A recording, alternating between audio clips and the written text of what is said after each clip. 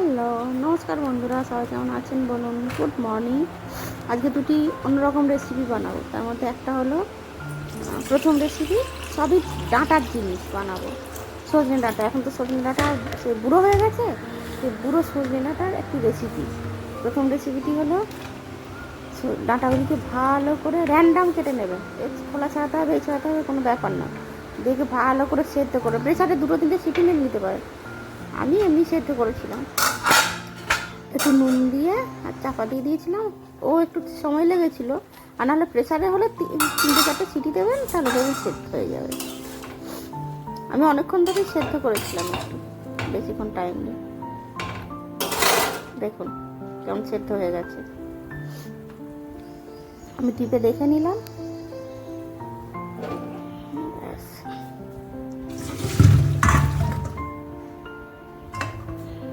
ব্যাস হয়ে গেল। এই যে মোটামুটি এই পরিস্থিতি। আর এগুলো কী করে বার করবেন, কীভাবে খাবেন, মানে কী খাবেন, এই শাঁসটা খাবেন একটু, মানে একটু ফাটা দিয়ে বা চামচ দিয়ে। আমার এটা একটু ধারালো হাতা ছিল, এই ধারালো হাতা দিয়ে বা খুন্তি দিয়ে এর ভেতরে শাঁসটাকে এইভাবে তুলে নেবেন, তাহলেই উঠে চলে যাবে। দেখুন আমার এই দেখুন পুরোটা উঠে চলে এসছে। দিয়ে কাঁচা লঙ্কা, এটাকে আরেকটা পদ্ধতি করতে পারেন, কড়াইয়ে নেড়ে চেড়ে নিতে পারেন সমস্ত কিছু দিয়ে। আমি সেটা করিনি, আমি এখানে ইয়ে করছি আর কি, কাঁচা লঙ্কা মানে সর্ষের তেল নুন দিয়ে মাখবো। আর কাঁচা লঙ্কাটাকে কুচিয়ে নেবেন না, হাতে করে এরকমভাবে ইয়ে করবেন, তাহলে দেখবেন এর স্বাদ একটু বাড়বে আর কি। যে নুন আর সর্ষের তেলটা একটু বেশি করেই দিয়েছিলাম।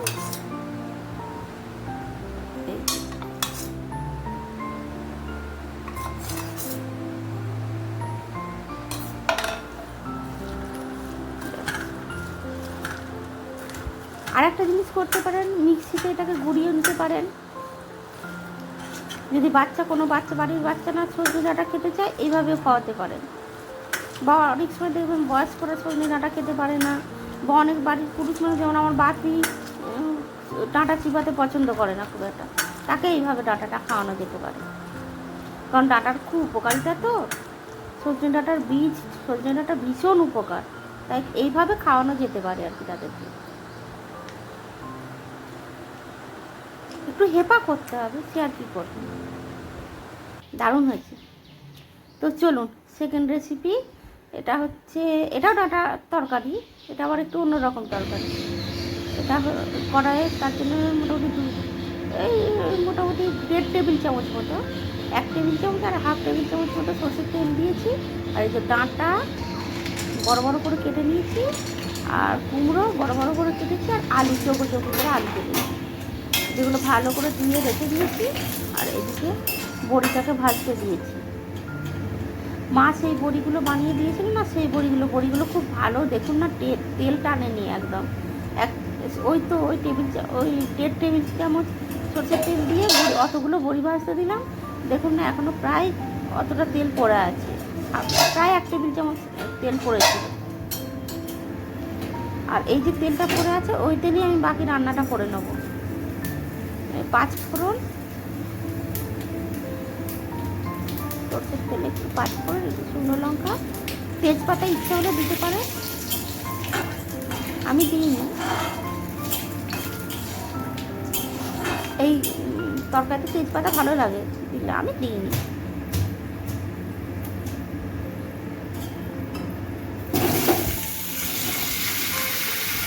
কড়াটায় নাড়তে যা কষ্ট হয়েছে, আমি যা এই কড়াটাতে না একটু ভুল হয় আমার, একটু বেশি যেদিন তরকারি করে সেদিন এই কড়াটা কেন চাপায় আমি কি জানি। দেখুন না পরিমাণে অতটা জিনিস কখনো কড়াটায় ধরে, নাড়তে কি অসুবিধা হচ্ছে দেখছেন। আর এটা ভাজতে হবে ভালো করে, এটা নাড়তেই হবে। ওই কড়াটা নোংরা ছিল কোনো কারণে, কোনো প্রবলেম ছিল, এই কড়াটা বার করেছিলাম, কি হেপা দেখছি, এই কড়াটা বার করলেই বড্ড হেপা হয়। কম তরকারি হলে ঠিক আছে, বেশি তরকারি হলে বড্ড প্রবলেম হয়। হলুদ গুঁড়ো দিলাম, আমি দেখছি প্রথমে নাড়বো, দিয়ে আবার হলুদ নুন দিয়ে নাড়বো তাহলে ঝামেলা হবে, একবারই হলুদ নুন দিয়ে নাড়তে শুরু করেছিলাম।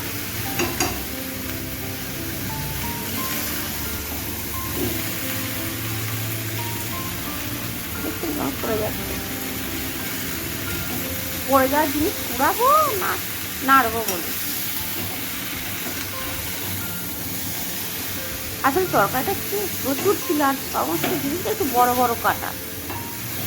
এই জিনিসটাই ধরে যেত, এই জিনিসটা যদি মানে ছোটো ছোটো করে কাটা হতো, যদি ডাঁটা না হতো, আলু কুমড়োর তরকারি এতটা পরিমাণ হলে সেটা খুব সুন্দর নাড়া যায়। এটার প্রবলেম হচ্ছে নাড়াতে। দাঁড়ান, ওই যে ডাঁটাগুলো সেদ্ধ করেছিলাম, ডাঁটাগুলোকে আগে এটা ঢেলে রাখছি, না হলে এটা ঢেলে না রাখলে তো আবার ফ্যান ঝাড়তে পারবো না। আর তো আমি তো ফ্যান ঝাড়ি না, আমার অত ছোটো গামলা নেই। আমি ওই জন্যই ছোটো গামলাটায় ফ্যানটাকে মানে ইয়ে করে দিই, হাঁড়িটাকে পুরো উপর দিয়ে দিই। দেখবেন দাঁড়ান, একবার একটু নেড়ে নিয়ে একেবারে একটু ভালো করে ভাজতে হয়। হ্যাঁ, একটু বলা হয়নি, এটা আমার শাশুড়ি মায়ের রেসিপি। আমি আমার বাবার বাড়িতে কোনোদিন এরকম তরকারি হয় বলে জানতামই না, আমি এখানে এসেই দেখেছি। তাও আমার শাশুড়ি মা আরও সুন্দর করে রান্নাটা, আমি বরং এত ভালো করতে পারি। মা আজকাল রান্না করতে চায় না, তাই নাহলে মাকে দিয়েই করাতাম। আর মাছের ঝাল মা এত বিউটিফুল করে যে মাছের ঝাল মানা করলে আমরা খাই না। মাছের ঝাল পুঁই শাকের তরকারি, দাঁড়ান পুঁই শাক করাতে হবে মাকে দিয়ে, একদিন দাঁড়ান, আমার মনে থাকে না, দাঁড়ান পুঁই শাক করাবে একদিন মাকে। মানে খেয়ে মানে কি বলবো, ওরা অত সুন্দর রেসিপি কোথাও খায়নি। দাঁড়ান, ফ্যানটা আগে ছেড়ে নিই ভাতের, এই যে এইভাবে ভাতটাকে হাঁড়িটাকে উপর দিয়ে দিলাম, ব্যাস ফ্যান ধরে গেল।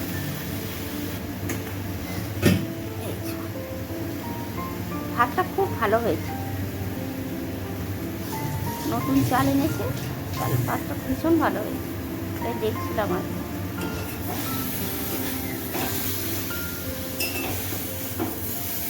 নতুন চালটা কবে ঢেলেছে, আজকে রান্না হলো প্রথম।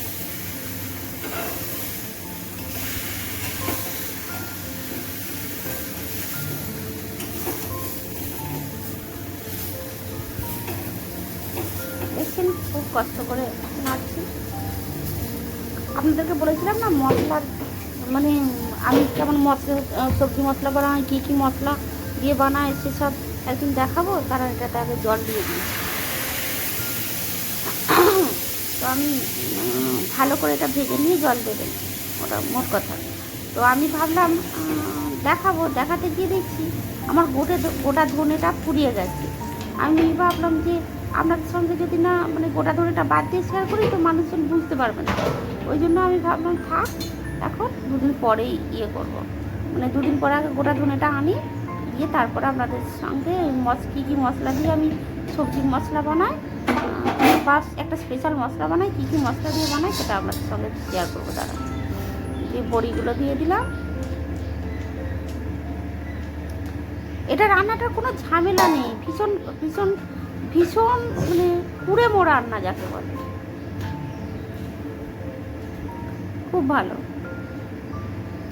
চিনির আর বলবেন না, চিনির ডিবেটায় যে এটা থাকে, চামচটা থাকে, চিনিটা ভর্তি ভর্তি ঢালা হয়েছে, চামচটা ভেতরে এমন ঢুকে গেছে, চামচটাকে আর বার করতে পারছি না দিয়ে, মানে চামচটা একটু সাইজে ছোটো আর কি, আর চিনির ডিবেটা ভর্তি ভর্তি ঢালা হয়ে গেছে চিনিটা, আর হাতে করে চিনি তুলতে হচ্ছে, কি মুশকিলে পড়েছি।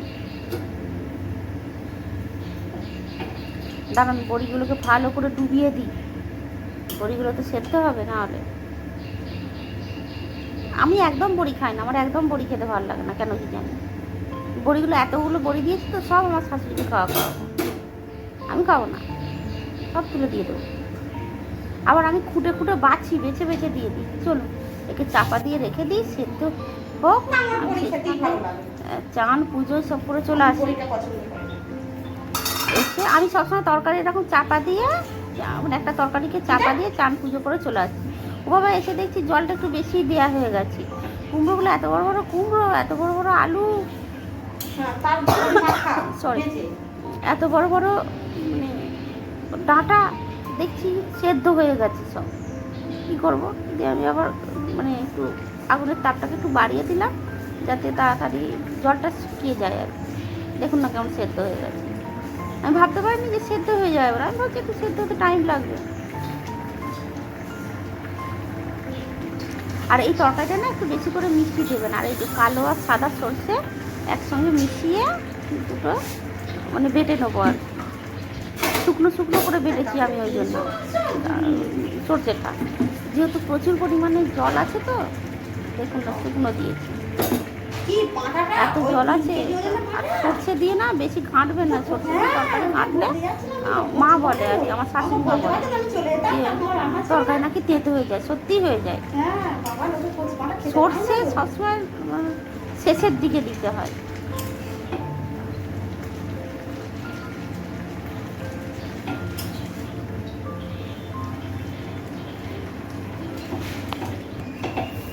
এই তরকারিটা দারুণ সুন্দর খেতে লাগে। দেখুন ঝোল মোটামুটি হয়ে গেছে, এবার নামিয়ে নেবো।